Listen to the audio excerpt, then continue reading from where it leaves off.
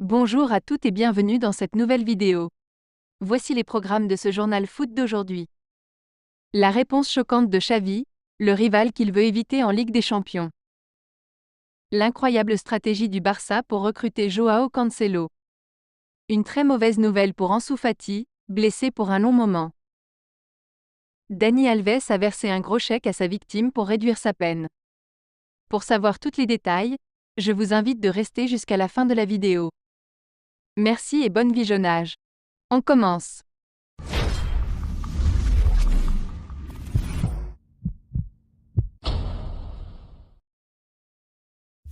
Le club Blaugrana est clair sur le fait que latéral droit portugais doit continuer dans le projet quoi qu'il arrive.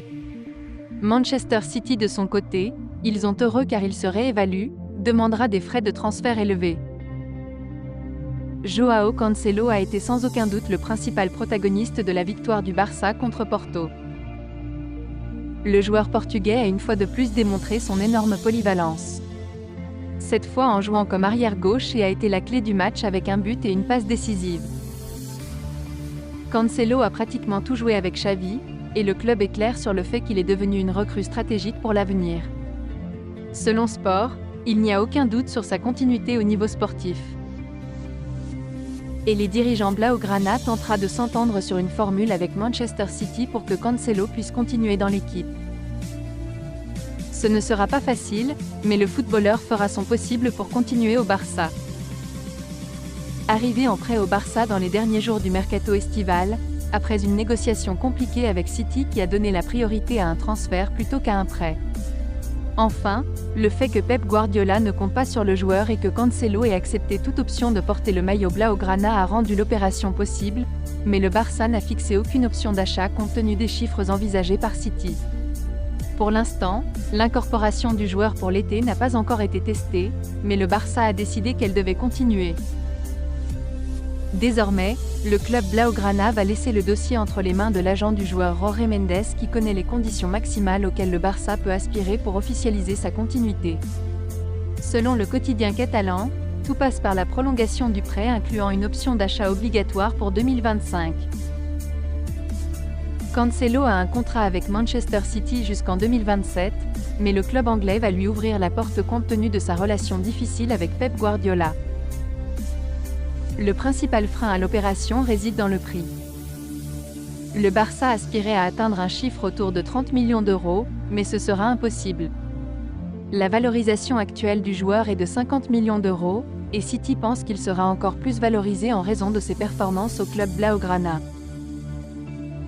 Il est l'un des latéraux les plus recherchés du marché, et les Anglais sont clairs sur le fait qu'il y aura plus d'offres pour lui au cours de l'été prochain.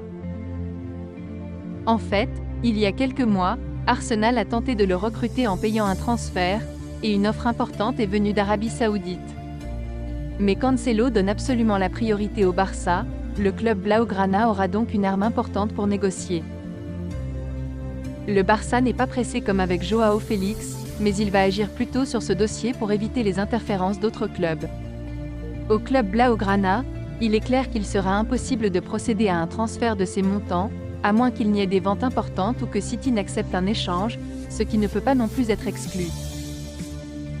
La situation la plus possible est que son prêt puisse être convenu pour une année supplémentaire avec option d'achat obligatoire tant qu'il existe un accord entre les deux parties. City et le Barça se sont déjà mis d'accord sur d'autres opérations, donc il est probable que dans ce cas il y aura également un accord. Cancelo, qui souhaite continuer, devrait également baisser son salaire tant qu'il signe un contrat à long terme. Avec City, il a un contrat garanti jusqu'en 2027, il serait donc normal qu'il signe au-delà de cette année. Pour Xavi, il est devenu un joueur incontournable et à 29 ans, c'est un footballeur qui a encore un long chemin à parcourir. Affaire à suivre. Le FC Barcelone est déjà une équipe pour les huitièmes de finale de la Ligue des Champions après 2 ans d'un parcours difficile, au cours duquel les culés n'ont pas réussi à dépasser la phase de groupe et se sont retrouvés au purgatoire de la Ligue Europa. Malgré les doutes dans le jeu, les hommes de Xavi participeront au tirage au sort du 18 décembre pour connaître leur rival en huitièmes de finale de la plus haute compétition européenne. Il ne reste plus qu'à savoir s'il sera premier ou deuxième du groupe, Même si le Barça a tout pour clôturer la phase de groupe en tant que leader du groupe H, lorsqu'on lui a demandé après la victoire contre Porto quelle équipe il voudrait éviter lors des éliminatoires pour le titre continental, Xavi a surpris tout le monde avec sa réponse. Loin d'évoquer les grands d'Europe, l'entraîneur a présenté une équipe qui a laissé sans voix la salle de presse. Pour rencontrer à nouveau Porto, je n'aimerais pas que nous allions en quart de finale. Ce sont des rivaux très coriaces, très forts. Aujourd'hui, nous avons battu un rival très important, a déclaré l'entraîneur Blaugrana. Pourquoi le Barça doit être en premier? Seule une tournure inattendue des événements lors de la dernière journée de la phase de groupe pourrait empêcher le FC Barcelone, déjà mathématiquement classé pour les huitièmes de finale de la Ligue des Champions, d'affronter le tirage au sort prévu le 18 décembre prochain. Barcelone est en tête du groupe H après les 5 premiers matchs phase de poule de la Ligue des Champions, accumulant 12 points, soit 3 de plus que le FC Porto et le Shakhtar, tous les deux avec 9 points. Antwerp, dernière du classement et seule équipe du groupe qui compte ses matchs comme des défaites, affrontera l'équipe dirigée par Xavi sans avoir aucune influence sur le classement. Pendant ce temps, l'équipe culée pourra aborder le match en Belgique en toute sérénité, puisque même ajouter un seul point consoliderait sa position en tête du groupe.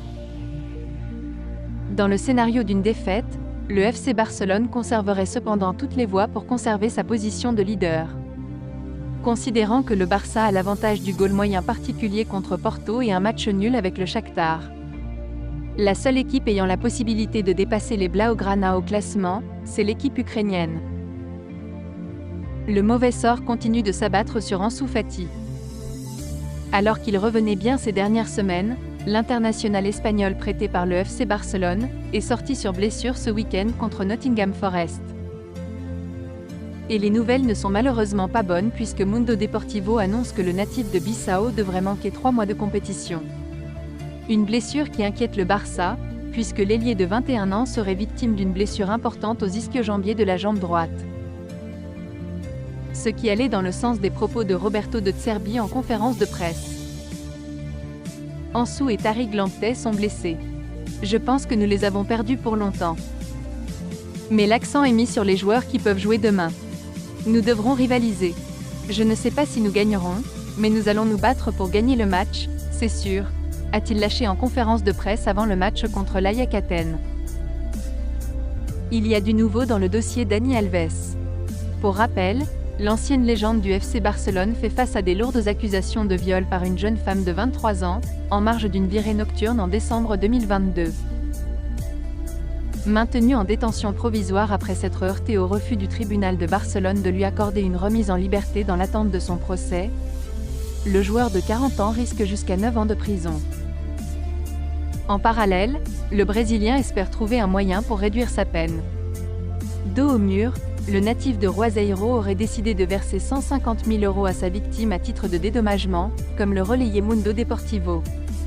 Cela signifierait l'application de la circonstance atténuante de réparation de préjudice, dont une peine de moins de 2 ans de prison pourrait être infligée, a expliqué l'avocat de l'ex-international Ori Verde. For sure, what the ideas that we had for this season, we started thinking about them already at the end of the last season, trying to improve, trying to update, knowing that we could improve. For sure, we have made a few changes, and with the new players, with the new structure, with the new ideas. But for sure, we were optimistic, but maybe not that optimistic, because things are going pretty well. The new players, they have settled down quite well. They have brought a great energy. And we are doing well in Bundesliga, in Europe as well, in Pokal. And that gives us confidence, but that gives us ambition and a good push to want more. We don't want to stop, and tomorrow we want to get the first position. And in Bundesliga, for sure, still early days, and the target is still till the winter break to have a good